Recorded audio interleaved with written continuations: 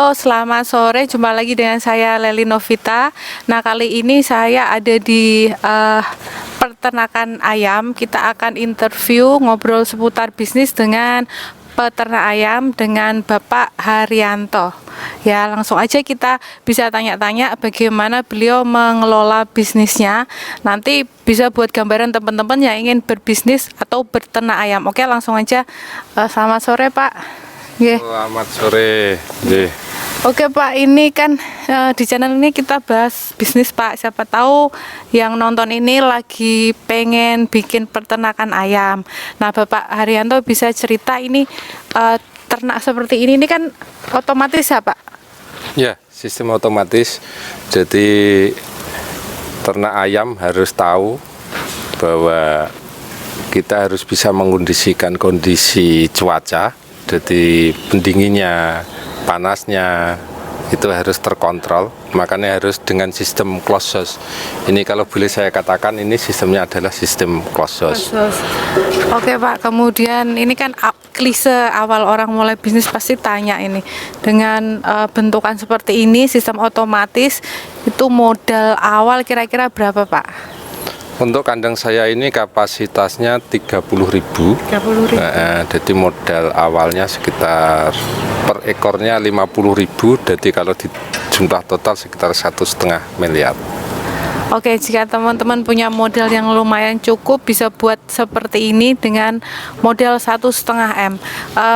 Ngomong-ngomong 1,5 M itu sudah termasuk bangunan atau operasional atau gimana Pak? Itu mulai dari bangunan dan sistem feeding, sistem makannya, sistem airnya, minumnya, nempel sistemnya, dan sistem panel sistemnya. Oke, berarti komplit ya Pak? Komplit. Oke. Di luar infrastruktur, misalnya pagar keliling, di luar PLN, gitu. Oke. Terus Bapak bisa ceritain, ini kan otomatis saya dari awal di sini sama sekali nggak bau atau image ternak ayam yang kotor itu sama sekali nggak ada. Bisa diceritakan nggak Pak? Bagaimana itu bisa bersih atau kiat-kiatnya seperti apa? Ya, kita melihara ayam seperti kita makhluk hidup yang lain. Jadi ayam itu juga butuh nyaman, butuh tempat yang bersih. Karena harapan kita biar tidak stres, biar pertumbuhannya bisa maksimal.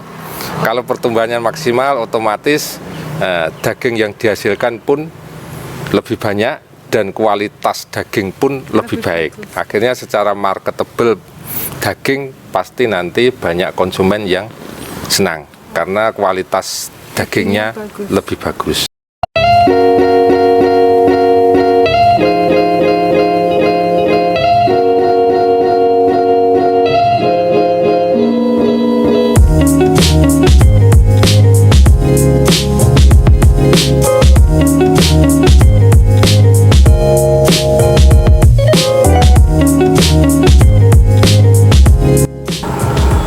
Oke, kita lanjut di luar biar teman-teman lebih enak lihatnya karena di dalam tadi agak redup ya. Oke, kita lanjut masalah panen Pak. Itu panen dari mulai ayam datang sampai bisa dijual dapat duit itu berapa bulan?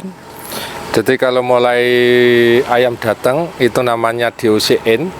Itu kita hitung pada hari pertama masuk. Itu sampai panen biasanya kita panen itu pada bobot 1,3 sampai 1,4 per ekor. Ya, itu pada umur 26 hari. 26 hari udah panen? Sudah mulai panen. Jadi itu kalau kita biasa di dunia peternakan namanya penjarangan. Penjarangan. Nah, nanti sampai di umur 34-35 per ekor ayam itu nanti pada bobot 2,5 kilo per ekor. Gede ya? Tambah gede. Gitu. Harganya pasti beda Pak? Kalau harga tergantung harga pasar. Oh, pasar. Nah, kebetulan hari ini tanggal berapa ini? 15 November ya. 2020 harga ayam alhamdulillah baik. Jadi pada harga 19.000 per kilo. Per kilo. Per kilo keluar dari kandang. Oke, kemudian ini Pak, ini kita kan tadi ngomongin panennya lumayan cepat, terus modal awal, kemudian resikonya Pak, ini kan yang namanya ternak pasti ada resiko kematian, itu gimana Pak selama jenengan berternak ayam? Ya alhamdulillah saya sudah berternak ayam sekitar 20 tahun. 20. Ya, sudah lama sekali. Lama. Dari mulai tahun dari mulai tradisional yang masih pakai panggung biasa itu, terus sampai pada akhirnya ketemu sistem closed seperti ini. Dan dengan sistem closed seperti ini memang ayam itu menjadi sangat nyaman dan resikonya pun sangat kecil. Jadi resiko kegagalan sangat kecil karena ayam menjadi sehat karena dia terpenuhi dari segi suhunya, dari segi kesehatannya karena bersih, jadi tidak ada amoniaknya. Kemudian ini kapasitasnya 30.000 ayam. Ya, ini satu lantai 15.000, ini dua lantai 30.000. Untuk karyawannya berapa orang untuk mengurusi 30.000 ayam, Pak? Berhubung ini sudah semua sistem otomatis, jadi untuk anak kandang namanya ABK, anak buah kandang itu 3 orang cukup. Jadi 1 orang anak kandang itu memegang 10.000 ayam, karena semua sudah pakai sistem otomatis. Oke, jadi untuk SDM-nya sangat ngirit guys. Tapi untuk listriknya gimana Pak? Nah itu semua ada konsekuensinya. Jadi memang beban listrik lumayan, ya. Tapi sekali lagi seperti orang buka hotel itu, ini nanti yang bayar adalah yang menghuni. Nah, jadi kalau nggak usah takut karena listriknya nanti pasti terbayar oleh nilai lebih dari produk ayamnya itu sendiri. Oke Pak, ini kayaknya yang paling ditunggu-tunggu. Profitnya berapa persen Pak sekali panen? Kalau profitnya itu fluktuatif tergantung harga pasar. Tapi selama saya memelihara ayam ini sudah 20 tahun, alhamdulillah cukup untuk ngasih makan anak dan istri. Berarti ini mungkin jenengan bisa ngasih tips apa, sharing apa, motivasi kalau yang sedang melihat video ini mungkin ingin berternak ayam dengan sistem otomatis, tips atau sharingnya bagaimana supaya mereka termotivasi, apalagi kalau untuk nilai 1,5 M tentunya orang yang punya modal. Nah, motivasinya apa biar bisa jalan seperti ini? Kalau kita sebagai orang mau kerja, yang penting itu berani dulu. Berani pokoknya. Jangan pikir carry. Jadi urusan carry yang penting satu, kita tahu apa yang harus kita kerjakan. Jadi tidak usah banyak berpikir, yang penting action. Oke, berarti kayak itunya Bob Sadino, yang penting jalan. Yang penting jalan. Oke, dengar-dengar Bapak selain ternak ayam itu punya bisnis hortikultura ya? Betul. Ya, nanti kita bisa di episode selanjutnya untuk liput bisnis hortikulturanya Pak. Siap.